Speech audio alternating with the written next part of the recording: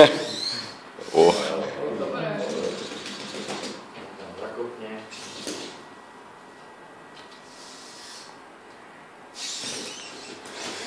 Tyjo.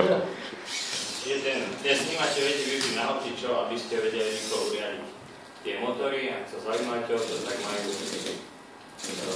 na nohách sú s momentom 18 kg na centimeter a na rukách 12 kg na centimeter. Takže keď si to zakreslíte, tak viete zdvihnúť na vzdialenosť 1 m 0,18 kg, čiže veľmi silné motory.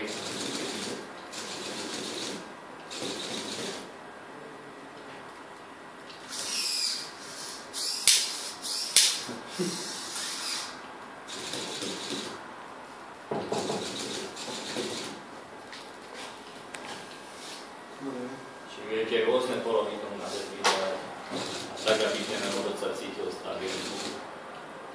On má momentálne statickú stabilitu, čiže ako vidíte má veľké nohy, na ktoré dokáže stať. Dynamická je bola o tom, keby mal iba čisto nejaké jednoduché kolíky, čiže on by musel stále sa pohybovať, aby ich nespadol. Čiže ako segway.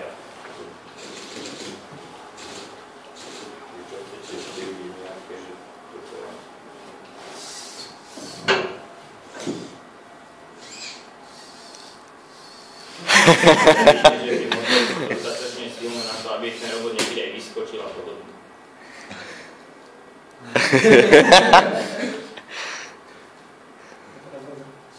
Kulturista.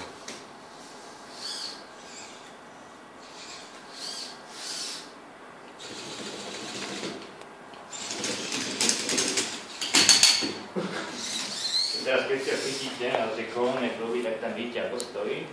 Vidíte, že sa najviac zohrievajú proti ostatným tie motory. Čiže táto povedzena dimenzóna tak, aby všetko tlačilo na bedrohy, na bedrohy a kolónne kruhy. Z týchto motorov viete získavať spätnú väzbu jednak momentovú, prúdovú, napätie aké na motoroch, teplotu.